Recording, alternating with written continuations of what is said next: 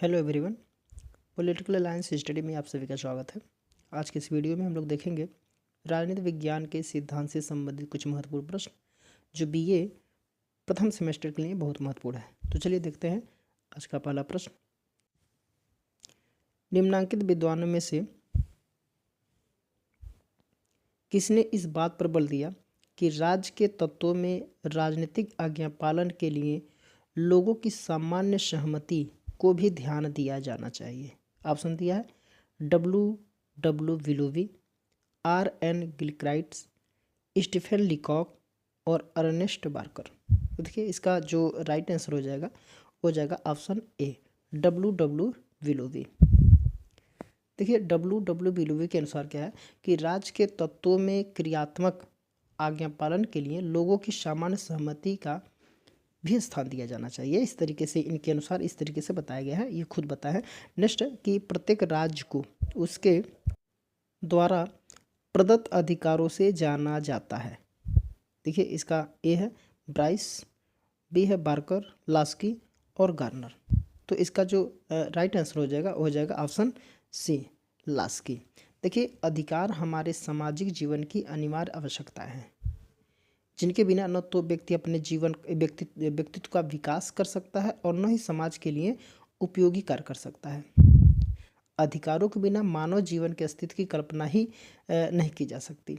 Laski इस तरीके से बताते हैं कि एक राज्य अपने नागरिकों को जिस प्रकार के अधिकार प्रदान करता है उन्हीं के आधार पर राज्य को अच्छा या बुरा कहा जा सकता है। तो इसके आधार पर देखा जाए तो ऑप्शन सी इसका राइट आंसर हो जाएगा। नेक्स्ट, किसने कहा कि सबसे निकृष्ट राज्य भी सबसे उत्कृष्ट अराजकतावाद से अच्छा है? दिया है ऑप्शन हीगल, रूसो, लाक और हाफ्स। ठीक है, तो इसका जो ऑप्शन डी है हाफ्स, इसका राइट आंसर हो जाएगा। हाफ्स के अनुसार है सबसे निकृष्ट राज्य भी सबसे उत्कृष्ट अराजकता से अच्छा है।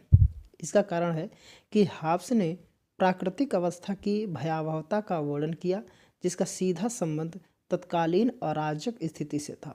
यही कारण है कि उसने कॉमनवेल्थ के महत्व को उजागर किया था। नेक्स्ट है कि किसने कहा कल्याणकारी राज्य एक ओर साम्यवाद और दूसरी ओर अनियंत्रित व्यक्तिवाद के मध्य एक समझौता है? ऑप्शन ए है लॉक, रूसो, हाफमैन और कांट। तो इसका जो राइट आंसर हो जाएगा ऑप्शन सी हाफमैन। देखिए लोक कल्याणकारी राज्य का तात्पर्य एक ऐसे राज्य से है जो अपने सभी नागरिकों को न्यूनतम जीवन स्तर प्रदान करना। ठीक है, तो न्यूनतम जीवन स्तर प्रदान करना अपना अनिवार्य उत्तरदायित्व समझता है। लोक हितकारी वह राज्य है जो अपने नागरिकों के लिए व्यापक समाज सेवाओं की व्यवस्था करता है। ये डब्ल्यू कांट ने इस तरीके से बताया है। हाफमैन ने भी बताया था कि यह कल्याणकारी राज्य दो अतियों में एक समझौता है जिसमें एक तरफ साम्यवाद और दूसरी तरफ क्या है अनियंत्रित व्यक्तिवाद होता है। तो इसके हिसाब से हाफमैन इसका राइट आंसर हो जाएगा। अगला प्रश्न है कि रात्रि प्रहरी राज्य जो है एक राज्य रात्रि प्रहरी के समान कार्य करता है जिसकी सेवाओं को आवश्यकता जब व्यवस्थित अस्तित्व खतरे में होता है तब पड़ती है। राज्य की भूमिका संबंधी यह धारणा परिपुष्ट करता है किससे? अराजकतावाद को, व्यक्तिवाद को, आदर्शवाद को या फिर बहुलवाद को। देखिए इसका राइट आंसर हो जाएगा ऑप्शन बी व्यक्तिवाद को। ऑप्शन बी इसका करेक्ट आंसर हो जाएगा। व्यक्तिवाद के अनुसार राज्य का कार्यक्षेत्र निषेधात्मक या सुधारात्मक कार्यों तक ही सीमित रहना चाहिए। इस सिद्धांत के अनुसार राज्य एक पुलिसमैन की भांति है और इसका तात्पर्य हत्या एवं डकैती को रोकना तथा समझौतों को लागू करने के अतिरिक्त और कुछ नहीं है। नेक्स्ट, निम्नलिखित परिच्छेद पर विचार कीजिए। मात्र वे कार्य जिन्हें राज्य को करना चाहिए अथवा करने से मना करना चाहिए वे जिन्हें किया जाए अथवा न किया जाए तो किसी भी उद्देश्य में से समाज के नैतिक साध्य हेतु आवश्यक है। राजनीतिक दायित्व के सिद्धांत पर टी.एच. ग्रीन के व्याख्यान है। इस परिच्छेद में टी.एच. ग्रीन का मत है कि ए है राज्य को केवल नैतिक कृत्य करने चाहिए, बी है नैतिकता राज्य का साध्य है, सी है, राज्य को मात्र वे कार्य करने चाहिए जो समाज के अच्छे जीवन के लिए अपरिहार्य है। और डी है, राज्य को नैतिक कृत्य नहीं करने चाहिए। तो इसके हिसाब से देखा जाए तो ऑप्शन सी, यानी कि राज्य को मात्र वे कार्य करने चाहिए जो समाज के अच्छे जीवन के लिए अपरिहार्य है। तो ऑप्शन सी इसका राइट आंसर हो जाएगा। टी.एच. ग्रीन के अनुसार राज्य के मात्र वे कार्य करने चाहिए जो समाज के अच्छे जीवन के लिए अपरिहार्य है। ग्रीन का विश्वास था कि राज्य का उद्देश्य व्यक्ति का नैतिक विकास है, अतः उसके कार्य इसी उद्देश्य से प्रेरित होने चाहिए। ग्रीन ये भी कहते हैं कि राज्य का कार्य मनुष्य का नैतिक उत्थान करके उसे शुभ जीवन को व्यवस्थित कर सकने योग्य बनाना है, अतः राज्य को वे ही कार्य करने चाहिए जो इस उद्देश्य की पूर्ति में सहायक हो। तो ऑप्शन सी इसका करेक्ट आंसर हो जाएगा। अगला है कि प्रत्येक राज्य में एक इच्छा होती है जो विधिक रूप से अन्य सभी इच्छाओं पर प्रबल होती है। यह दृष्टिकोण व्यक्त किया गया है रूसो द्वारा, मैकियावेली द्वारा, मर्सिलियो पेडुआ द्वारा, देखिए इसको पेडुआ कहा जाता है, और एच.जे. लास्की द्वारा, हेराल्ड जोसेफ लास्की द्वारा। इसका जो राइट आंसर हो जाएगा रूसो। ऑप्शन ए इसका राइट आंसर हो जाएगा। नेक्स्ट, निम्नलिखित में से कौन कल्याणकारी राज्य का समर्थक था? लेनिन, बेंथम, जवाहरलाल नेहरू या जे.एस. मिल। देखिए इसका राइट आंसर हो जाएगा ऑप्शन सी, जवाहरलाल नेहरू। इसका राइट आंसर हो जाएगा। देखिए प्रश्न के हिसाब से जवाहरलाल नेहरू कल्याणकारी राज्य के समर्थक थे, लेकिन देखिए नेहरू का झुकाव समाजवाद की ओर अवश्य था, किंतु मिश्रित अर्थव्यवस्था की नीति के साथ उन्होंने समाजवाद को वहाँ तक अपनाने का आग्रह किया जहाँ तक वह कल्याणकारी राज्य का साथ निभा सकते हैं। ठीक है, तो ऑप्शन सी इसका करेक्ट आंसर हो जाएगा। अगला प्रश्न है कि कल्याणकारी राज्य का उद्देश्य है। कल्याणकारी राज्य का उद्देश्य है आर्थिक सुरक्षा की व्यवस्था, सामाजिक सुरक्षा, राजनीतिक सुरक्षा या इनमें से सभी। तो इसका जो राइट आंसर हो जाएगा ऑप्शन डी, इनमें से सभी। देखिए कल्याणकारी राज्य का मतलब होता है आर्थिक सुरक्षा, सामाजिक सुरक्षा और राजनीतिक सुरक्षा। आधुनिक समय में कल्याणकारी राज्य की अवधारणा का प्रादुर्भाव कहाँ हुआ था? तो इंग्लैंड में हुआ था, जब वे वेब्रिज रिपोर्ट प्रकाशित हुई। कब हुई थी? तो 1942 में। इसलिए इंग्लैंड को कल्याणकारी राज्य का घर कहा जाता है। इंग्लैंड को क्या कहा जाता है? कल्याणकारी राज्य का घर कहा जाता है। नेक्स्ट है, कल्याणकारी राज्य की आधुनिक अवधारणा का अग्रदूत कौन है? ग्रीन है, बेंथम है, लास्की या फिर गार्नर। तो इसका राइट आंसर हो जाएगा ग्रीन। इसको बोलता है टी.एच. ग्रीन। ऑप्शन ए इसका राइट आंसर हो जाएगा। देखिए कल्याणकारी राज्य पदबंध का समर्थक ये ग्रीन है। इनके अनुसार देखिए सर्वप्रथम प्रयोग ये कल्याणकारी राज्य का सर्वप्रथम प्रयोग जो है आर्क बिशप टेम्पल ने अपने सिटीजन एंड चर्चमैन में किया। इसमें व्याधि, अज्ञान, गंदगी, गरीबी तथा बेकारी को दूर करने के लिए राज्य की गतिविधियों की ओर संकेत किया था। ग्रीन ने 3 बड़ी बुराइयों यानी कि अज्ञानता, गरीबी और नशाखोरी के उन्मूलन पर बल दिया और इस प्रकार उसने कल्याणकारी राज्य के विचार का पूर्वाभास किया। किंतु लॉर्ड विलियम बेवरिज की रिपोर्ट जो आई थी ये आई थी 1943 में। इसमें क्या है कि श्रेय जो इनको मिलना चाहिए, इसमें 5 बड़ी बुराइयां जैसे बीमारी, बेरोजगारी, अज्ञानता, भुखमरी तथा आश्रय अभाव के उन्मूलन में राज्य की सकारात्मक भूमिका की कल्पना की। नेक्स्ट, इसके हिसाब देखो जाए तो ऑप्शन ए सही हो जाएगा। नेक्स्ट है कि एक राज्य को अपने नागरिकों के लिए विस्तृत सामाजिक सेवाएं प्रदान करता है, उसे कहते हैं, क्या कहते हैं? उपयोगिता पूरक राज्य, कल्याणकारी राज्य, फांसीवादी राज्य या समाजवादी राज्य। तो इसका राइट आंसर हो जाएगा कल्याणकारी राज्य। ऑप्शन बी इसका राइट आंसर हो जाएगा। लोक कल्याणकारी राज्य वह है जो अपने नागरिकों के लिए क्या करे? व्यापक सामाजिक सेवाओं की व्यवस्था करता है। इन सामाजिक सेवाओं में अनेक रूप होते हैं जैसे शिक्षा, स्वास्थ्य, बेरोजगारी दूर करना, वृद्धावस्था में पेंशन की व्यवस्था इत्यादि। इसका मुख्य उद्देश्य नागरिकों को सभी प्रकार की सुरक्षा प्रदान करना होता है।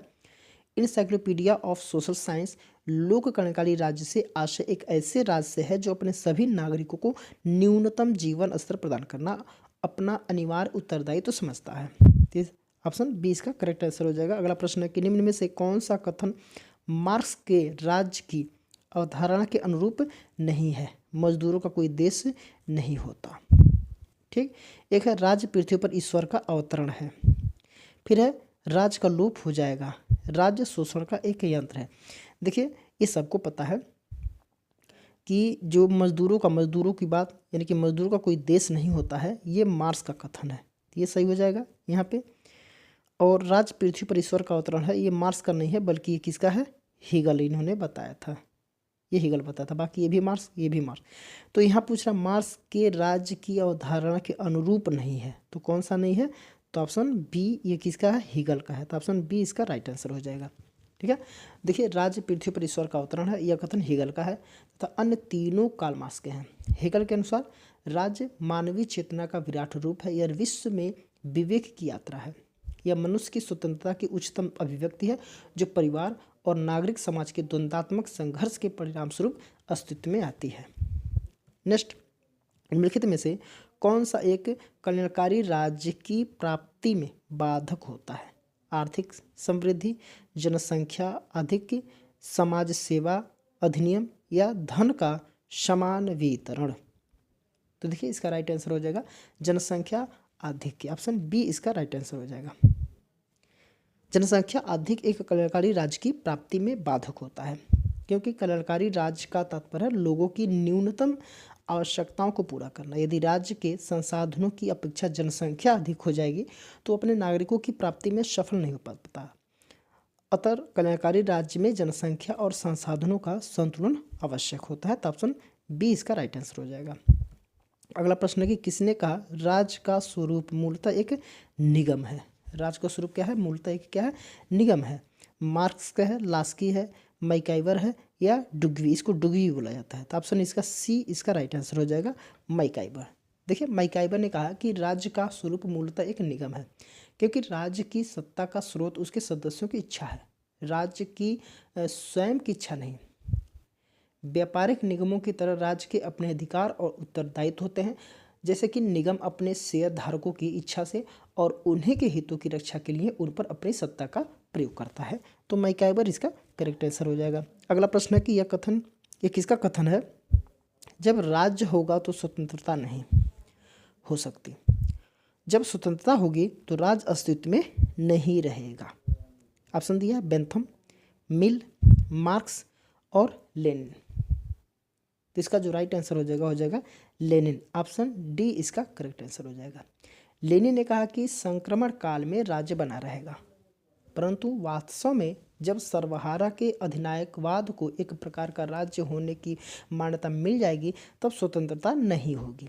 यदि स्वतंत्रता का अस्तित्व होगा तब कोई राज्य नहीं होगा। ऑप्शन डी इसका करेक्ट आंसर हो जाएगा। अगला प्रश्न है कि किसने इस बात पर बल दिया कि राज्य सर्वोच्च नैतिकता का प्रतिनिधित्व करता है, बोदा, कांट, बर्क, एहाफ्स और बर्क। तो इसका जो आंसर हो जाएगा ऑप्शन बी, क्योंकि नैतिकता के बारे में कांट ही चर्चा करता रहता है। कौन चर्चा करता है, तो कांट ही चर्चा इसके बारे में करता है। देखिए जर्मनी के इमैनुअल कांट को आधुनिक आदर्शवाद का पिता माना जाता है। उसकी मान्यता है कि राज्य सर्वशक्तिमान, त्रुटिहीन तथा सार रूप में ईश्वरीय संघ है। सारी सत्ता ईश्वर की होती है, उसकी सत्ता का आज्ञापालन करना पवित्र कर्तव्य है, चाहे उसकी सत्ता अवैध हो तथा वह किसी अपहर्ता के पास हो। अतः उसने इस बात पर बल दिया कि राज्य सर्वोच्च नैतिकता का प्रतिनिधित्व करता है। तो ऑप्शन बी इसका राइट आंसर हो जाएगा, कांट। अगला प्रश्न है कि मानव समाज राज्य के माध्यम से संबंधित व्यक्तियों का बालू का ढेर नहीं बल्कि समूहों का ऊर्ध्वगामी पद सोपान है। ठीक है, तो ये है फिगिस, मेटलैंड, गियर्क या फिर बार्कर। तो इसका जो राइट आंसर हो जाएगा फिगिस, ऑप्शन ए इसका करेक्ट आंसर हो जाएगा। देखिए J.N. फिगिस ने बहुलवाद को चर्च के संदर्भ में लागू किया, जिसका विशेष व्यक्तित्व है। उसने ये विचार प्रस्तुत किया कि चर्च के सामूहिक व्यक्तित्व का अस्तित्व राज्य की कृपा के कारण नहीं है, क्योंकि चर्च के पास व्यक्ति की तरह आत्मविकास की शक्तियाँ है। राज्य को यह स्वीकार करना चाहिए कि उसने मानव समाज व्यक्तियों का ढेर नहीं जो केवल राज्य के माध्यम से एक दूसरे के जुड़े हो, बल्कि ये समूहों को सोपानिक व्यवस्था, सोपानिक का मतलब होता है ऑर्डर, ऊपर से नीचे या फिर नीचे से ऊपर, इस तरीके से ऑर्डर का एक पद होता है। सोपान का मतलब होता है सीढ़ी। देखिए पहला सबसे उच्च पद, उसके बाद पद, उसके सबसे निम्न पद, इसको कहते हैं सोपान। नेक्स्ट है कि सेबाइन के अनुसार वह दार्शनिक कौन है जिसने सर्वप्रथम राज्य को वह अर्थ प्रदान किया जो आधुनिक राजनीतिक व्यवहार में उसके साथ जुड़ गया है। ठीक है, प्लेटो ने बोला है, या अरस्तू ने बोला है, या रोमन न्यायविद ने बोला है, या फिर मैकियावेली ने बोला है। इसका जो राइट आंसर हो जाएगा मैकियावेली। ऑप्शन डी इसका करेक्ट आंसर हो जाएगा। देखिए सबसे है कि सबसे पहली बार मैकियावेली राज्य को एक ऐसी सर्वोच्च संस्था के रूप में चित्रित किया जो उसमें पाए जाने वाले सभी संघों, समुदायों और व्यक्तियों से सर्वोपरि है। उसकी यह धारणा बाद में बोदा, हाफ्स, ऑस्टिन आदि विचारकों के द्वारा संप्रभु राज्य की अवधारणा के रूप में विकसित हो गई। सेबाइन ने भी इसके बारे में बताया है कि आधुनिक राजनीतिक प्रयोग में राज्य शब्द का जो अर्थ उसके निर्माण में मैकियावेली ने अन्य किसी राजनीतिक विचारक की अपेक्षा अधिक योग्य दिया है। तो ऑप्शन डी इसका राइट आंसर हो जाएगा। अगला प्रश्न है, कल्याणकारी राज्य लैंगिक दृष्टि से विभाजनकारी तथा पुरुष सत्तात्मक प्रकृति का है। निम्नलिखित में से यह मत किसका है? तो पेटमैन का है, हायक का है, हाबहाउस का है, या फिर हैरिंगटन का है। तो इसका जो राइट आंसर हो जाएगा, करेक्ट आंसर हो जाएगा ऑप्शन ए, पेटमैन। ठीक है, कल्याणकारी राज्य के संदर्भ में जो एक कथन है ये पेटमैन का है। अगला प्रश्न है कि मैन वर्सेस स्टेट, बहुत ही महत्वपूर्ण प्रश्न है। मैन वर्सेस स्टेट नामक पुस्तक के लेखक थे, कौन थे? एडम स्मिथ थे, माल्थस थे, स्पेंसर थे, या फिर मैकाइवर। तो इसका जो राइट आंसर हो जाएगा स्पेंसर। ऑप्शन सी इसका राइट आंसर हो जाएगा। The man versus state, social statics, या first principle, the study of sociology, the grammar, the proper government, the principle of sociology इत्यादि जो इस तरीके से पुस्तक है, ये पुस्तकों का लेखक कौन है? हर्बर्ट स्पेंसर ही है। ठीक है, तो आज के लिए इतना ही। इसके आगे के प्रश्नों को हम लोग अगले वीडियो में देखेंगे। और जो लोग हमारे इस चैनल पर नए हैं वो हमारे चैनल को सब्सक्राइब कर देंगे, अपने मित्रों के पास शेयर कर देंगे, ताकि हमारे द्वारा जो उपलब्ध कराई गई जो प्रश्न है वो उन तक पहुंच सके।